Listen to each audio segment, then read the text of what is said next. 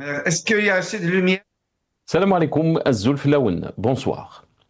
Le chef de l'État, M. Ahmed Tebboune, a inauguré hier, lundi 23 juin, la Foire internationale d'Alger 2025 qui se tient à la SAFEX au Pin maritime. Visitant le stand d'une entreprise de production de matériel agricole, le chef de l'État a lancé, et je le cite, il faut travailler 24 sur 24 avec 3 équipes pour satisfaire les besoins du marché et exporter. L'agriculture, qui bénéficie d'importantes aides de l'État, profitera ainsi au secteur industriel. Si on arrive à cette intégration avec un tracteur algérien, une moissonneuse algérienne, une pompe algérienne, de l'électricité algérienne, qu'est-ce qu'il nous manquera? On aura toute la chaîne de valeur et on fera des économies d'échelle extraordinaires et on sera très compétitif avec l'intégration, a déclaré le chef de l'État. M. Ahmed Tebboune a salué les progrès réalisés par plusieurs secteurs, notamment l'industrie mécanique, l'industrie militaire et le textile, soulignant la nécessité de renforcer les capacités d'exportation tout en contribuant à la réduction des importations. Au pavillon du ministère de la Défense nationale, M. Ahmed Tebboune a évoqué la fabrication de la fibre optique en Algérie par l'armée et l'arrêt de l'importation de ce produit. À une question pour savoir si l'Algérie peut interdire l'importation de ce produit, un haut gradé de l'AMP a répondu « Après la réalisation de l'usine, on arrêtera l'importation ». Le chef de l'État a rétorqué en conditionnant l'importation de la fibre optique au feu vert de l'armée. On ne répond positivement à l'importation de la fibre optique qu'après le feu vert de l'armée. S'il y a de la production, on arrête l'importation, a tranché le chef de l'État. Dans une récente interview, M. Tebboune avait déclaré, je le cite, « La véritable force des peuples n'est pas dans la puissance militaire, mais dans la force économique. » Fin de citation. Les observateurs s'accordent à situer le plus grand échec de l'Algérie de ces 20 dernières années dans son incapacité à s'affranchir de sa dépendance chronique aux hydrocarbures. La dépendance de l'Algérie des importations pour couvrir ses besoins en consommation a de graves conséquences sur l'avenir. La production laitière, par exemple, ne nécessite aucun partenariat extérieur en raison des conditions du pays pour y parvenir. L'énergie de la jeunesse, d'énormes sommes d'argent, de vastes terres, pâturages et prairies qualifient le pays pour être compétitive dans la production de lait et de viande. Le projet Notre pays est un exemple vivant de la volonté nationale et de l'autonomie accomplie par les Qataris pour faire face au blocus.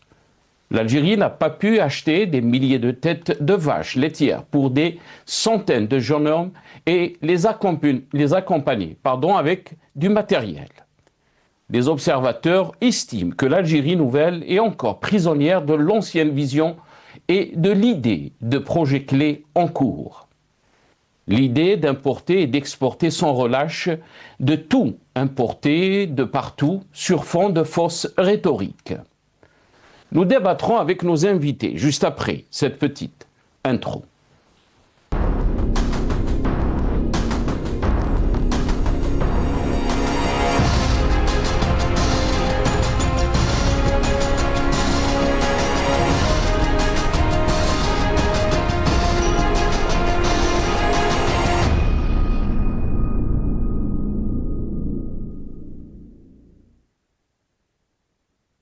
Tebboune, à la foire d'Alger, il faut satisfaire les besoins du pays. C'est le titre de notre émission pour ce soir. Et pour en parler, j'ai le plaisir d'accueillir dans cette émission Dr Hassan Hirsch, docteur en sciences économiques, analyste politique. Il est avec nous depuis Paris via Skype. Dr Hassan Hirsch, bonsoir. Merci beaucoup d'avoir accepté l'invitation. Azul Flek, Dr Hassan Hirsch. Bonsoir Sinassa, bonsoir à tous vos téléspectateurs, votre équipe et vos invités que je vais découvrir et merci pour cette invitation. Merci pour la confiance que vous m'accordez. Merci beaucoup, Dr Hassan Hirish, d'avoir accepté l'invitation. Très content de vous avoir dans cette émission. On a aussi avec nous Omar Mokhtar, qui est militant politique. Il est avec nous depuis Paris, par téléphone. Omar Mokhtar, bonsoir. Merci beaucoup d'avoir accepté l'invitation. Bonsoir, merci pour l'invitation et bonsoir à M. Hirish qu'on a perdu de vue, ça fait longtemps. Ça fait plaisir de le retrouver. Puis bonsoir aux téléspectateurs d'Al Maghribia. Merci beaucoup, Omar Mokhtar. Merci d'avoir accepté l'invitation. Avant de donner la parole à nos invités, on va juste regarder cette petite vidéo. Donc, depuis la foire d'Alger, Majid Tebboune a parlé donc de la fibre optique, mais d'autres choses aussi. De la production nationale. Il a parlé aussi sur le secteur, par exemple, de l'agriculture. On va revenir sur toutes ces questions, mais aussi de l'état de l'économie de notre pays. On regarde cette vidéo. Donc on peut interdire l'importation. نبداو نحبسوها سيادة رئيس الجمهورية.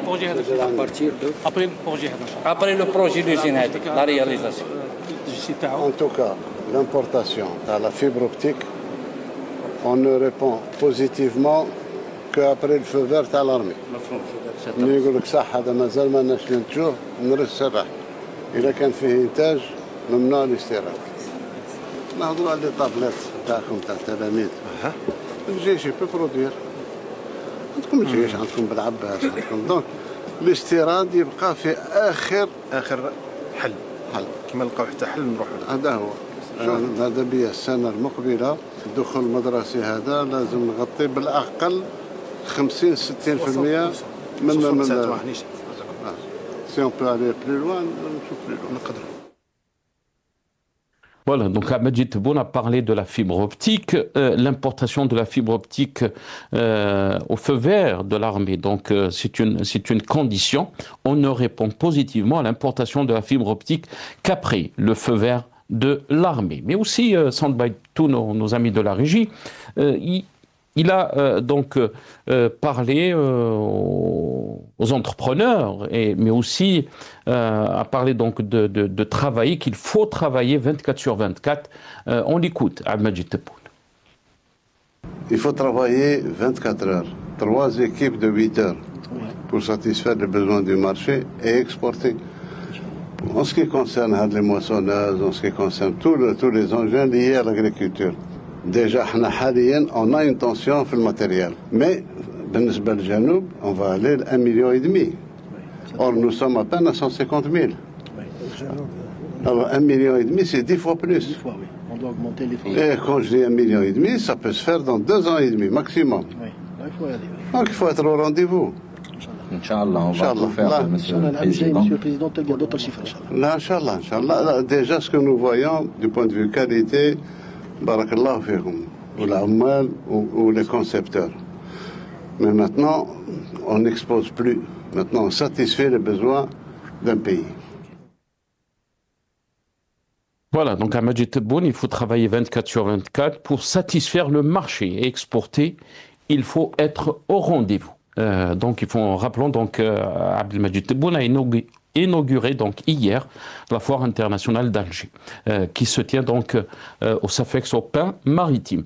Dr Hassan Hirish, comment peut-on évoluer donc ces déclarations de Abdelmajid Tebboune, qui parle bien sûr de la fibre optique, l'importation de la fibre optique, on doit avoir donc le feu vert de l'armée, on ne répond positivement à l'importation de la fibre optique qu'après le feu vert de l'armée. Il faut travailler 24 sur 24.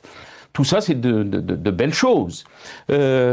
Pour satisfaire le marché et exporter, il faut être au rendez-vous. Hassan Hirish, comment peut-on lire ces déclarations? Est-ce que Majid Tebboune est en train de transformer l'économie algérienne par ces déclarations? Il faut l'espérer. Pour le moment, j'observe que ça se passe dans une foire internationale d'Alger et qu'il s'agit bien évidemment de communication. C'est des effets d'annonce devant des caméras, etc. Maintenant, qu'est-ce que Abdelmajid Tebboune va faire en termes de cap politique en tant que cap stratégique global au niveau de l'industrie, de tous les secteurs industriels, et puis voir effectivement quelle est la part d'un secteur militaro-industriel, quelle est la part des grandes entreprises de l'État, la part des petites et moyennes entreprises privées, et quelle est l'atmosphère des affaires, quel est le droit des affaires, est-ce qu'il y a des arbitres, est-ce qu'il y a des conditions de travail qui permettent justement, depuis l'ouvrier jusqu'à l'ingénieur, le concepteur, ainsi de suite, de travailler avec enthousiasme, comment rendre la confiance entre les dirigeants et les dirigés, parce que jusque-là, malheureusement, il y a une espèce de rupture, une espèce de défiance. On a vu que, par exemple, lors des élections, les Algériens ne s'investissent pas parce qu'ils ne se sentent pas entièrement concernés et qu'il n'y a pas les conditions véritables de rendre l'Algérien acteur dans tous les domaines, au niveau local, régional, national, au niveau syndical, politique, associatif, etc. Je veux dire, l'économie dépend totalement. C'est même pas en partie. L'économie dépend totalement du politique. C'est le cap politique qu'on dessine, c'est quelle est la situation présente déjà, un bilan diagnostic sérieux dans tous les secteurs, et puis qu'est-ce que nous voulons, quelle est la situation désirée, et de la situation présente à la situation désirée, quels sont les obstacles, parce qu'il y a des vulnérabilités évidemment, qu'il faut repérer, recenser. Tout ce qui est évidemment les problèmes de l'eau, les problèmes des infrastructures, les problèmes de formation, les problèmes de recherche, les problèmes de coordination, et je peux multiplier énormément les vulnérabilités. Et puis, quelles sont évidemment les ressources, quels sont les atouts, le gaz, le pétrole. Il y a aussi une volonté en tout cas, qu'affiche le président Abdelmadjid Tebboune là aujourd'hui, mais d'autres fois aussi. Et quels sont les secteurs prioritaires, quelle stratégie, avec quels partenaires, et quelle est l'adéquation entre l'école et puis l'économie, parce que évidemment, sans une véritable école performante, malheureusement, on sera toujours en décalage. Vous savez, il y a 1 300 000 élèves qui rentrent à l'école primaire, en gros, 1 300 000, 1 500 000 qui rentrent à l'école, et il y a 380 000 qui passent le bac.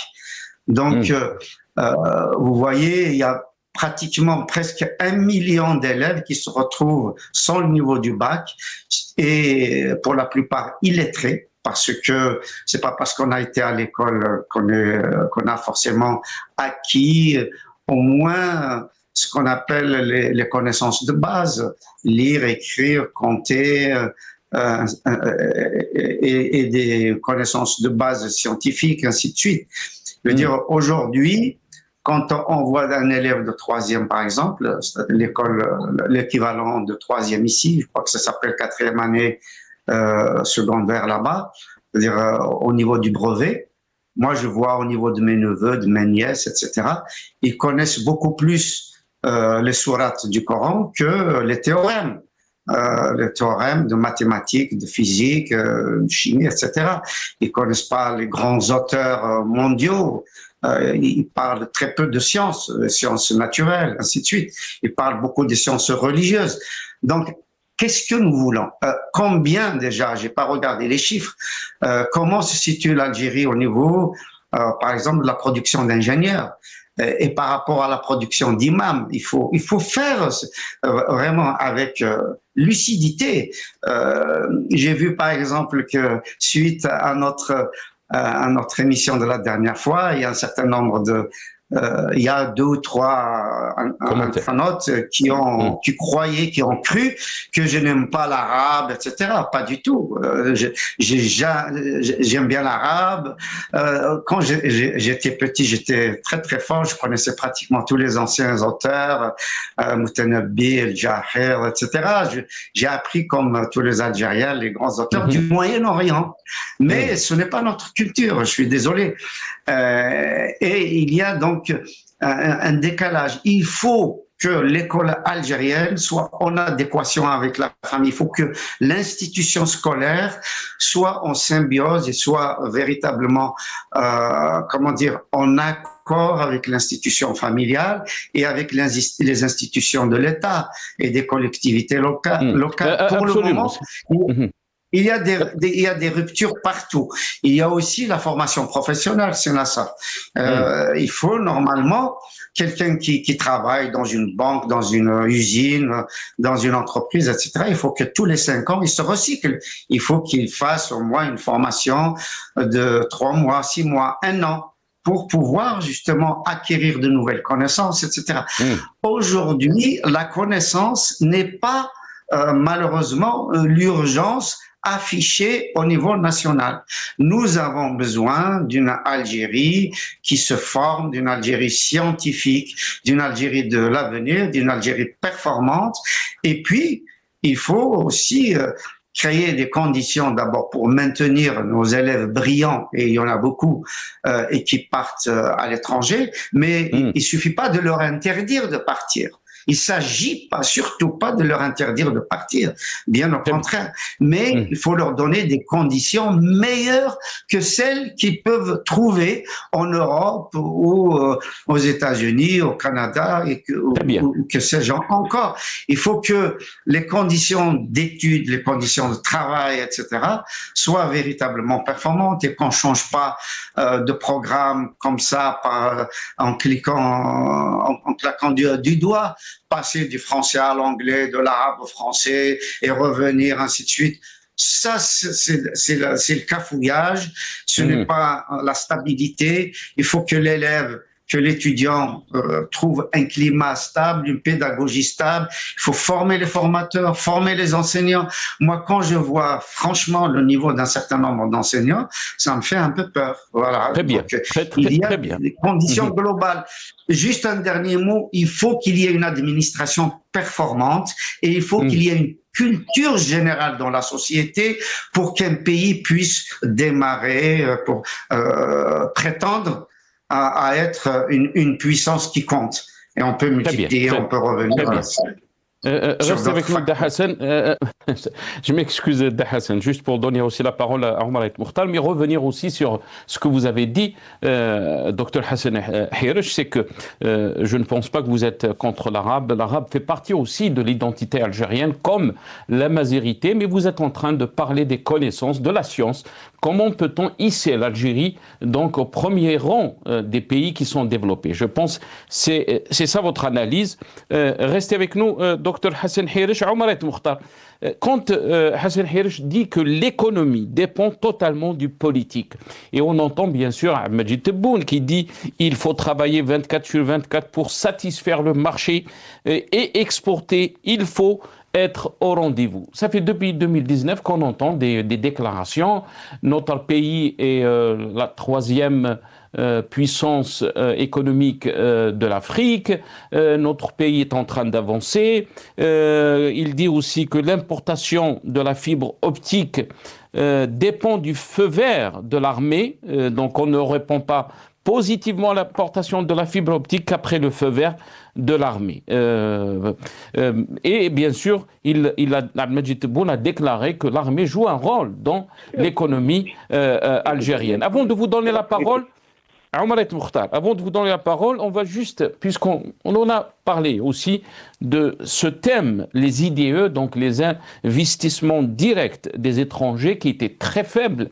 On en a parlé hier, qui représentait 1,43 milliard, donc 1,43 milliard de dollars des investissements. Des pays, vraiment des petits pays en Afrique, avaient des chiffres beaucoup plus importants que le chiffre de l'Algérie. L'Algérie était classée 16e. On regarde cette petite vidéo. L'Algérie, le plus grand pays d'Afrique, affiche un classement en deçà de son immense potentiel en matière d'investissement direct étranger, IDE. Le récent rapport World Investment Report 2025 de l'ONU Commerce et Développement révèle que malgré une augmentation globale des IDE sur le continent, la performance de l'Algérie ne reflète pas son statut ni ses ambitions. Le pays doit intensifier ses efforts pour attirer davantage de capitaux étrangers et ainsi libérer son potentiel économique. En 2024, l'Algérie a attiré 1,43 milliard de dollars d'IDE, la plaçant au 16e rang africain. Ce chiffre, bien que respectable, est loin de son poids économique et de sa taille géographique sur le continent. Les capitaux étrangers n'affluent pas suffisamment, ce qui limite la croissance et la diversification de l'économie algérienne. L'Algérie dispose pourtant d'atouts majeurs, d'importantes ressources naturelles, une position géographique stratégique et une main-d'œuvre jeune. Voilà, donc Omar El Mortoua, je vous donne la parole. Qu'est-ce que vous en pensez donc? Est-ce que on est dans les discours et que le discours que donc l'Algérie va bien, l'Algérie avance à pas sûr, et que la réalité est tout autre? Omar El Mortoua. Moi, je vois un cirque que le président a besoin de se montrer pour rassurer, parce que ce qui se passe dans le monde, notamment au Moyen-Orient, inquiète. Donc, il a besoin de se montrer. Sinon, l'illustration parfaite de l'échec, c'est ce qui est montré à la télévision algérienne. Qu'est-ce qu'il dit? Il dit il faut le feu vert du ministre des Importations pour importer donc ce qui manque en fibre optique. Et Dieu sait de l'armée, bien sûr. Donc même si l'armée produit, mais il lui faut de la matière première, donc on passe par la case importation. Mais le problème de l'importation en Algérie, c'est un secteur mafieux. On n'importe pas aux besoins du pays, c'est qu'on importe pour transférer, surfacturer, transférer illicitement de l'argent. Donc, ce que fait Tebboune est déclaratif. Il déclare, alors que la réalité n'est pas celle-là. Autrement, l'État a le rôle de régulation. Il la régule. Il laisse les gens importer. Et s'il y a une production nationale, il faut qu'elle soit de qualité et donc plus bas prix que le produit importé. Et voilà, le marché, ça régule de lui-même. Ce n'est pas la peine de faire le gendarme. Oui, il faut surveiller. Oui, il faut savoir importer, parce qu'importer aussi, c'est un métier. Alors, qu'est-ce qu'on importe en Algérie? Comment on fait pour importer en Algérie? On casse d'abord la production. Quand il y a une production nationale, on la casse pour qu'il y ait de la demande. Et là, on importe. Et qu'est-ce qu'on importe? On importe des produits de très basse qualité, comme le blé, tout ça. Dieu sait ce que dans le marché du blé, qu'est-ce qu'on importe? Vous croyez qu'on importe un produit de qualité? Pas du tout. Il est même conserveux, parce que la conservation du blé, il faut vraiment savoir le faire. Donc, et puis il se conserve pas très longtemps. Il moisit. Donc, ce que c'est bon il a fait une balade, comme tous les ans. D'ailleurs, un salon comme ça ne nécessite pas l'engagement carrément des hauts responsables de l'État. Il est là-bas pour se montrer, pour le journal de 20 heures. C'est de la communication. Les Algériens ne croient pas, parce que quand on sait que on n'a rien réglé dans la matière de lait, par exemple, il va falloir ramener un associé qui est le Qatar. On n'a pas besoin du Qatar pour produire du lait. Non, pas du tout. Il s'agit de former, justement, comme dit M. Harris, des agriculteurs, parce que l'agriculture aussi. On ne ferme pas les instituts de l'agriculture. On forme les agriculteurs. Tous les ans, il y a des nouveaux produits. Ça évolue, donc il faut les accompagner. Et bien sûr, il y a un secteur bancaire qu'il faut absolument améliorer, parce que la banque doit améliorer, doit accompagner l'économie et pas pour le dépôt, pour les allocations familiales. Voilà, et sinon, les EDE, qui va venir investir en Algérie? Vous savez, quand on casse justement ce qu'on appelle les oligarques, Haddad, Tahkout, Koulinef, machin. Tous ces gens-là, parce qu'on a attiré beaucoup d'investisseurs étrangers, tous ces gens ont fait des marchés, ont signé des marchés avec des entreprises importantes étrangères qui sont venues. Et ils se retrouvent tous dans les tribunaux d'arbitrage internationaux, enfin, parisiens notamment. Donc, ces entreprises ne viennent pas investir dans un marché instable. Les lois changent, il y a l'insécurité. Il ne peut pas mettre son argent dans un pays instable économiquement, politiquement d'abord, parce que politiquement on n'est pas stable. La dictature ne règle rien. Voilà encore une fois ce que fait la dictature. Les gens ont peur. Les gens qui viennent sont des prédateurs, comme les Turcs par exemple. Les Turcs ont investi tous les secteurs en Algérie. Ils sont seuls dans tous les marchés. D'abord, c'est une mafia. Ils ont même ramené une banque sulfureuse, Ziraat. Donc il ne faut pas se leurrer, croire ce que fait Tebboune et tout ça. On est en train de revenir à la case de départ. Quand on laisse des gens comme Rezig, ministre pour la deuxième fois, on se moque de la gueule du monde. Et les Algériens ne sont pas cons. Il croit avec le fait, donc on n'insulte pas l'intelligence de tout un peuple comme ça. S'il y avait une production nationale, on l'aurait su. Il y a des privés qui essaient de faire, mais il est dégoûté, il est découragé, donc il arrête. Il ne peut pas même, d'abord, l'investisseur local a peur d'investir parce qu'il va se retrouver en prison. On ne peut pas produire sans rien importer. Aucun pays au monde n'arrête l'importation. Quand vous produisez une voiture, c'est que vous importez des éléments. Oui, vous pouvez produire 50-70% de la chose, mais vous passez par l'importation. Même Renault importe son moteur. Le moteur, il l'importe. Il fait la carcasse, il fait le châssis, il fait le pneu. Mais il y a des choses qu'il importe. Alors, on ne peut pas faire un produit fini sans passer par l'importation. Et l'importation est en main de la mafia. Voilà ce qu'il dit. Et pourtant, Omar Toukhtar, je m'excuse. Et pourtant, Majid Tebboune... Ce qu'il a dit, donc, est l'illustration parfaite. C'est-à-dire, pour importer, même l'armée, parce que le produit qu'il montre, il ne peut pas être à 100% algérien. On importe une matière première. La fibre optique. Le problème, c'est qu'il faut qu'il y ait le feu vert du ministre chargé des importations. Ça s'appelle un cirque. Sinon, mais Majid Tebboune, dans ses déclarations, à la fois, Omar Toukhtar, il a dit, et là je le cite, si on arrive à cette intégration avec un tracteur algérien, une moissonneuse algérienne, une pompe algérienne, de l'électricité algérienne, qu'est-ce qui nous manquera? On aura toute la chaîne de valeur et on fera des économies d'échelle extraordinaires et on sera très compétitif avec l'intégration. Qu'est-ce que vous en pensez de ces déclarations, Omar Toukhtar? Vous savez, le tracteur ou la moissonneuse, c'est du fer. On a du fer. On peut, le soudage, on peut le faire. Évidemment, il y a tout ce qui est technologique, il y a le moteur et tout ça qu'on peut importer. Oui, mais le problème, c'est qu'on ne laisse pas les gens investir. Il y a le tout sécuritaire. Et puis l'État, on ne laisse pas le privé faire. On crée une concurrence déloyale. Et on passe, il y a la mafia qui est derrière, habituée bien évidemment, elle passe par l'importation. Donc, moi je ne crois pas à ça. Donc, il faut de la transparence, il faut d'abord, comme disait M. Harris, d'abord c'est politique. Le problème est une assurance politique, il faut... Qu'est-ce que ça veut dire politique, Omar Toukhtar? Parce que j'aurais aimé aussi, je vais poser la même question à Dr Hassan Hirij, quand il dit que l'économie dépend totalement du politique. Qu'est-ce que cela veut dire pour... Absolument. Par exemple, en Algérie, il faut dire que nous sommes un pays agricole. Donc, investir massivement dans l'agriculture, y compris dans l'industrie agricole, le tracteur, la moissonneuse et ainsi de suite, les engrais.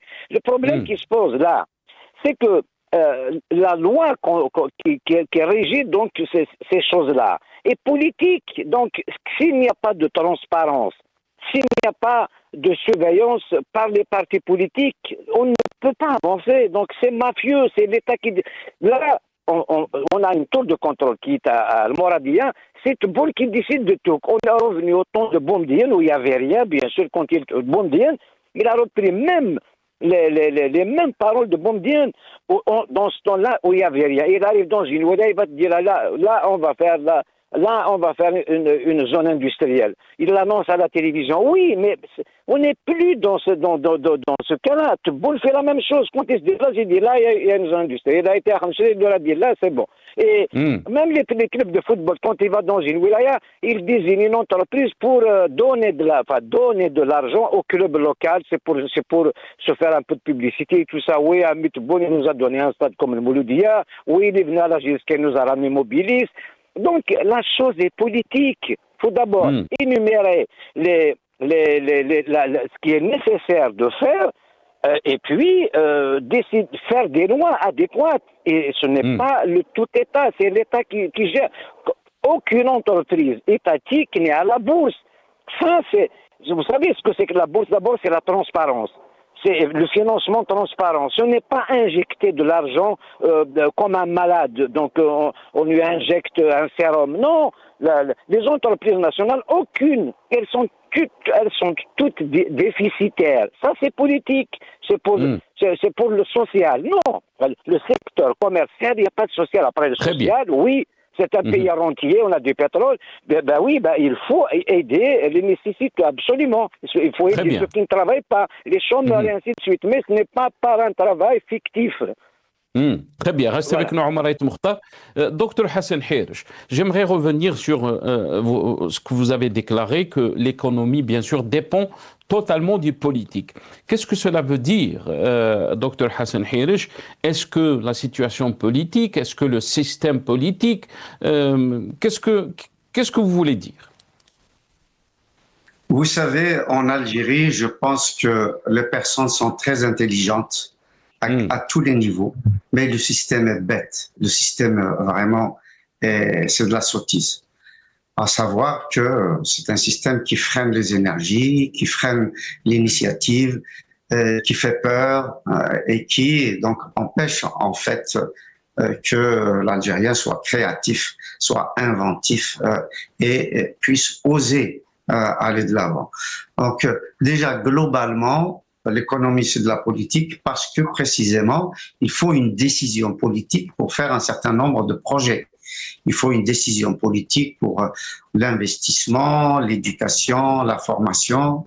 Il faut des décisions politiques, évidemment, pour l'amélioration des infrastructures, la décision politique pour renforcer le secteur privé ou pas, le secteur militaire ou pas, le secteur étatique ou pas, où est-ce qu'on veut mettre l'essentiel de l'argent, l'essentiel des initiatives, les mesures incitatives, c'est politique. C'est la fiscalité, le droit des affaires, la possibilité d'importer, la possibilité de disposer de devises pour justement les importations de matières premières, aussi par rapport à comment dire, au partenariat étranger. C'est politique aussi pour les conditions de travail. Quel est le rôle des syndicats? Est-ce que les syndicats sont libres? Est-ce qu'ils peuvent justement se battre pour améliorer les conditions de travail, pour pouvoir justement améliorer l'efficacité du travail, améliorer l'efficacité de la production, rendre rentable justement, rendre compétitifs nos produits? C'est la politique parce que c'est aussi tout ce qui est autour de l'innovation, tout ce qui est autour de la gestion des ressources humaines. Moi, je suis consultant dans le management des équipes. Je vois, par exemple, en Algérie, il y a un problème, par exemple, de décision. Les gens ont peur de prendre des décisions. Il faut toujours se reporter à la hiérarchie, une hiérarchie qui ne s'arrête pas, du responsable. Et puis, il faut faire partie aussi au niveau de, par exemple, d'une wilaya. Un entrepreneur est dépendant du wali, que ce soit une entreprise privée ou une entreprise d'État, ainsi de suite. Donc tous les rouages institutionnels et puis l'autonomie de décision, l'autonomie au niveau de la commune pour un certain nombre de décisions, pour le foncier, pour les petits projets, pour l'investissement spécifique justement aux localités, aux régions, ainsi de suite. Je peux multiplier tous les paramètres dans ce sens-là. Donc tout cela évidemment dépend de la décision politique, notamment au niveau évidemment des décideurs. Et qui est décideur? Ça aussi, c'est politique. Est-ce que c'est le législateur? Est-ce que c'est l'Assemblée nationale? Est-ce que c'est l'exécutif? Est-ce qu'il y a une adéquation entre les deux? Est-ce que le législateur a une relative marge de manœuvre ou est-ce qu'il est bridé? Ainsi de suite. Donc, tout, en fait, l'éducation nationale, la formation professionnelle. Par exemple, là, on a décidé du jour au lendemain pour un peu embêter Rotaillot et entre nous, ils s'en foutent complètement, dire, allez, on va enlever le français, on va mettre l'anglais, etc. Et d'ailleurs, quelques jours après, l'Angleterre a reconnu la marocanité du Sahara occidental, ainsi de suite, etc. Donc, ce genre de décision intempestive, vraiment, qui n'apporte rien à l'Algérie, qui n'apporte rien à l'éducation nationale, mais c'est de l'esbrouf. Voilà. Est-ce que, Dr Hassan Herj, est-ce que vous avez mis l'accent sur la décision politique, mais est-ce que pour beaucoup d'observateurs, le problème dont vous parlez peut-être, le problème politique en Algérie, c'est la transparence, c'est la légitimité, c'est le système de fonctionnement, de la gestion des affaires de l'État. C'est ça le problème en Algérie, d'après beaucoup d'observateurs, bien sûr. Évidemment, c'est l'ensemble, je vous disais. Il y a déjà la possibilité pour les Algériens de participer ou non à la vie publique. Est-ce que les associations, les partis politiques, les syndicats, les associations de scientifiques, ainsi de suite, est-ce qu'ils ont le droit de travailler librement? Est-ce qu'ils ont le droit de se former librement? Est-ce qu'ils ont le droit d'intervenir librement? Il faut aussi une presse libre et une justice indépendante. Parce que s'il n'y a pas une justice indépendante, il n'y a pas d'arbitre. Et s'il n'y a pas d'arbitre, quand il y a des conflits, qu'est-ce qui se passe? Eh ben, ça va être la raison du plus fort. Ça va être celui qui est le plus pistonné. Et donc, évidemment, ça va freiner les initiatives. Et il va falloir aussi permettre aux journalistes de faire des investigations pour arrêter les flux de corruption, ainsi de suite. Quand je vais vous donner un exemple concret.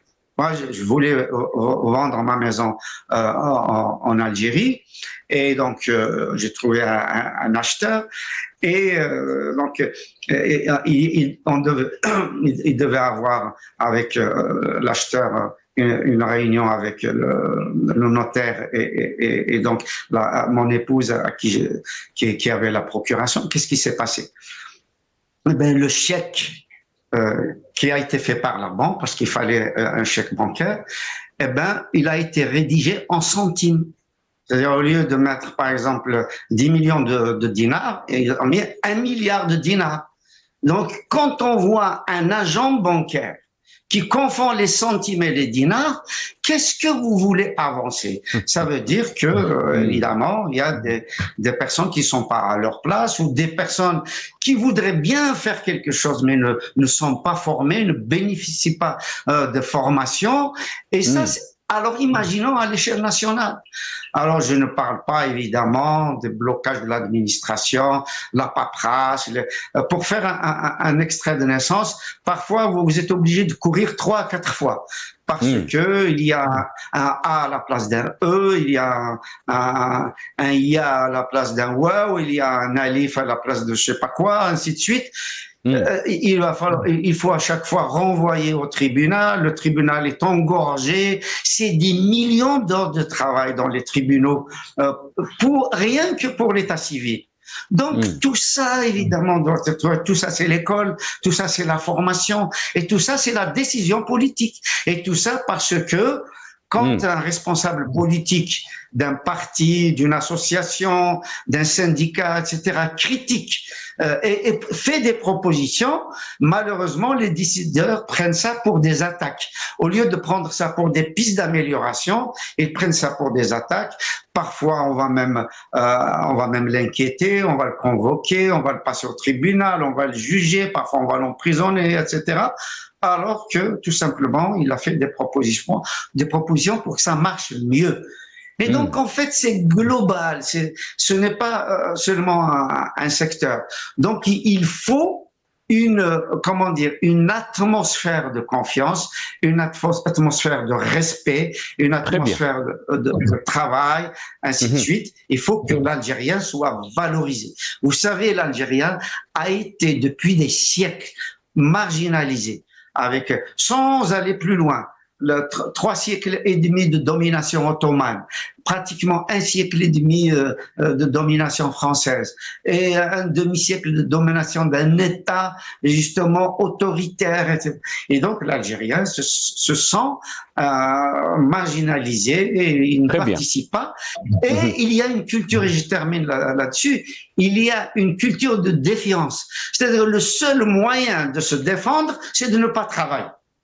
C'est de se dire, et ça, tout ça, parce que précisément, la politique et le politique ne correspondent pas aux besoins de l'Algérien.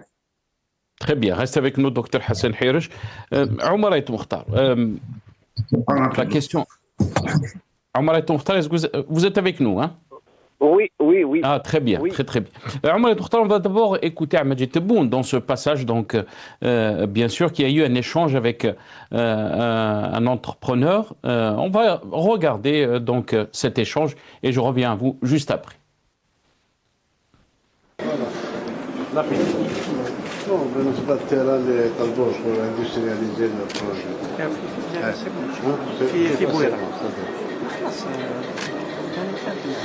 واش تسمع واش عطيتوه لا ديسيزيون تاع التيران ولا لا؟ مازال il n'a pas encore transféré mais on a fait le nécessaire مع الوالي تاع بويرة وريغريس avant la fin du mois ان شاء الله ان شاء الله نورمال غاتيدوتي ان شاء الله. Parce que c'est une zone où il n'y a pas assez d'emplois, donc là où on peut créer le maximum d'emplois, on y va. Et puis c'est un produit qui aura un moment ou un autre énormément d'exportation. Alors on est conscient, Monsieur le Président, le terrain a été récupéré par les militaires, il est bien récupéré. C'est bon, Inch'Allah. À la fin du mois. Voilà, donc Majid Tebboune qui a mis l'accent bien sûr sur le terrain pour l'investissement de cet entrepreneur. La question qui se pose, pourquoi donc c'est Majid Tebboune qui donc soulève cette question de terrain? Tout est autour de Majid Tebboune. Comment peut-on gérer un pays de cette façon?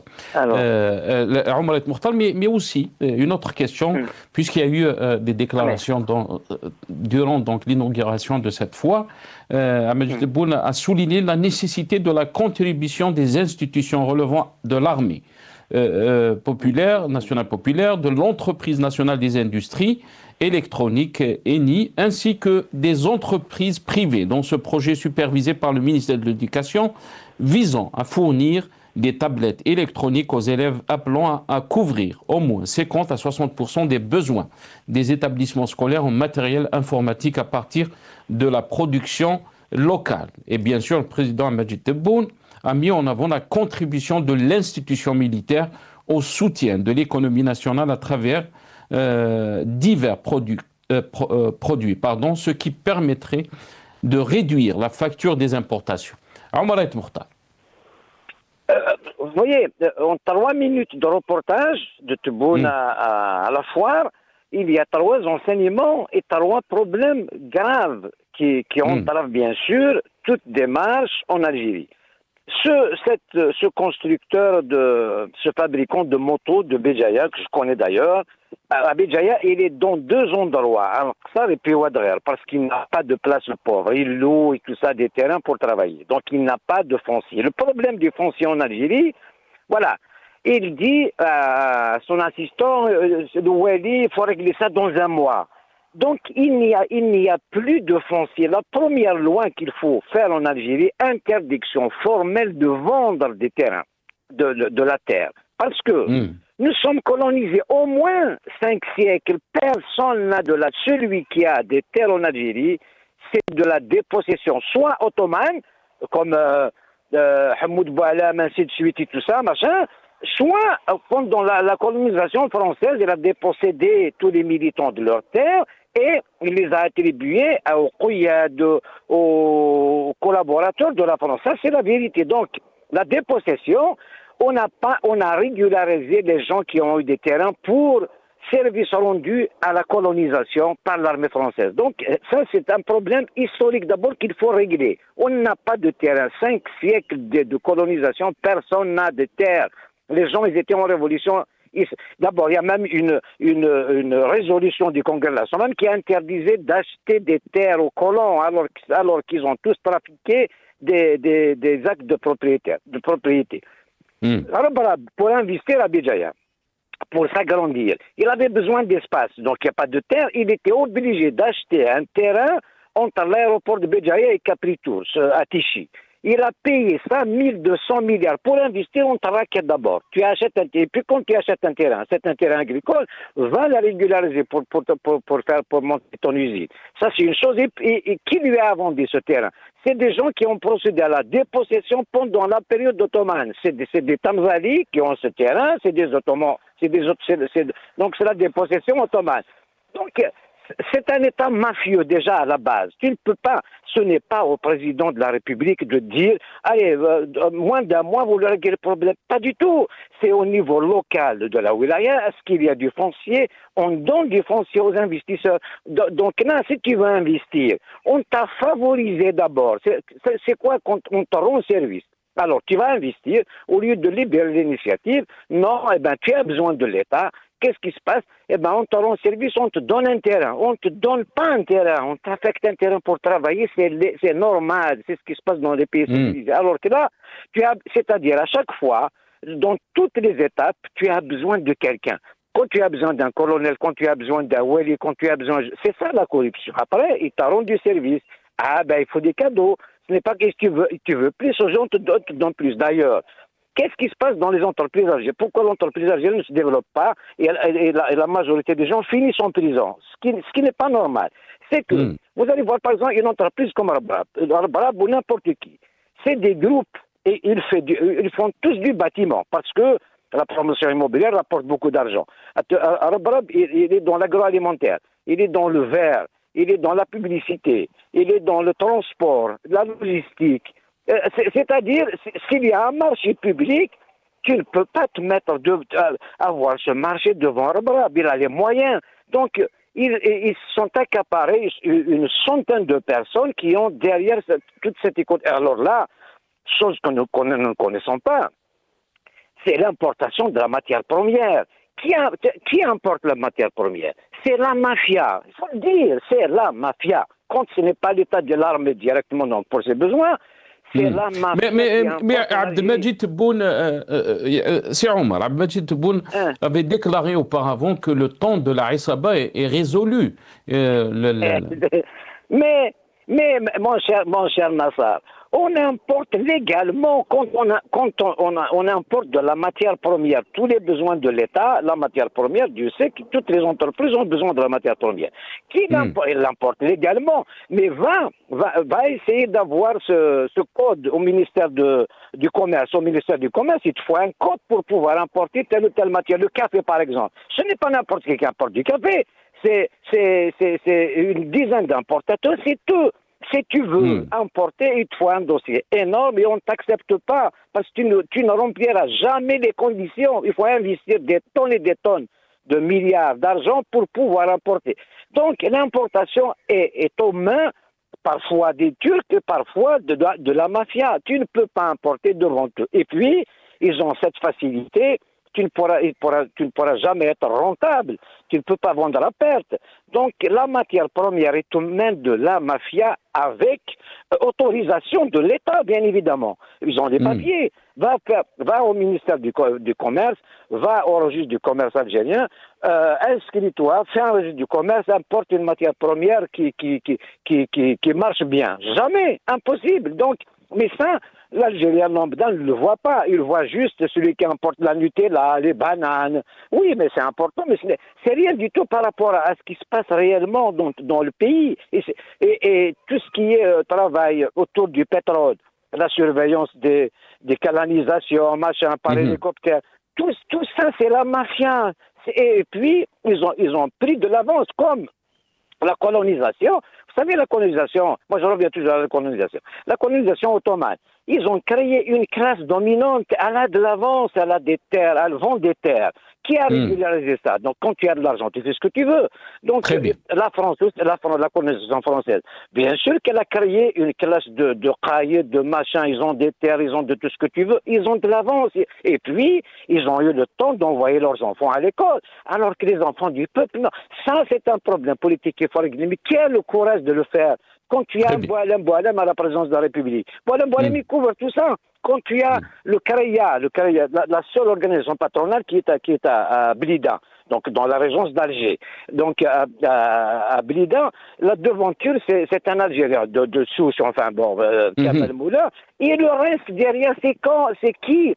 Tous les importateurs de médicaments, les importateurs de blé, tout ça. Mais c'est qui ces gens-là? Comment ils ont eu le temps? Et puis ils sont tous lettrés. Carrar, par exemple, un importateur. Qui importe des médicaments?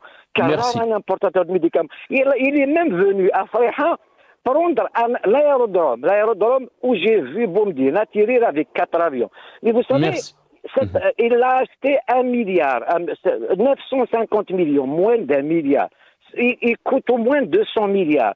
Et puis, il va à la banque, il va l'hypothéquer et prendre de l'argent. Donc, il a de l'avance. Ces gens-là, ils sont derrière l'importation de toute la matière première en Algérie. Merci beaucoup, Omar Et Mokhtar. Docteur Hassan Heriche, 30 secondes très rapidement. Vous avez parlé de la chose politique, bien sûr.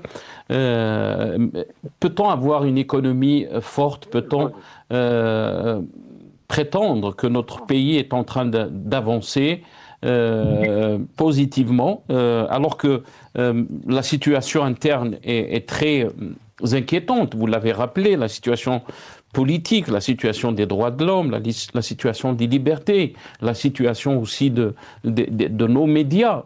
Est-ce que vous pensez que on ne peut pas fonctionner proprement comme un pays qui a des ambitions, un pays aussi qui a des richesses, si on ne règle pas tous ces problèmes donc internes?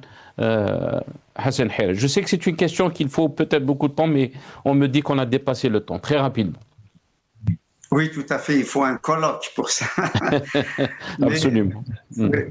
Vous savez, d'autant plus, votre question est d'autant plus pertinente que la conjoncture internationale est extrêmement flottante, inquiétante. Il y a un climat anxiogène et donc ça se répercute évidemment sur, excusez-moi, je prends un peu d'eau. Ça se répercute évidemment sur les pays, l'ensemble des pays, y compris évidemment le nôtre, et peut-être particulièrement le nôtre, parce que il dépend beaucoup de l'étranger en termes évidemment d'importation, de tout ce qui est hors hydrocarbures, les machines-outils, les matières premières, les pièces détachées, et que sais-je encore. Donc, voilà.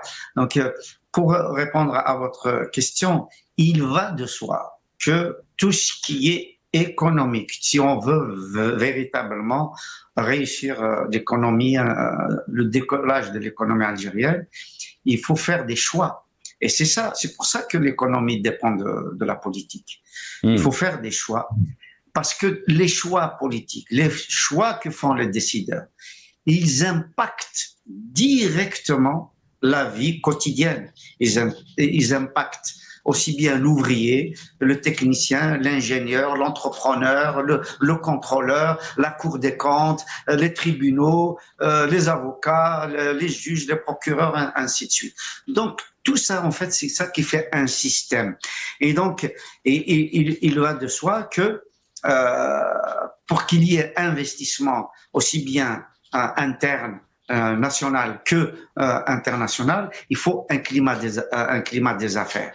Et donc, il faut et pour lutter contre justement la corruption, contre les réseaux dont parlait M.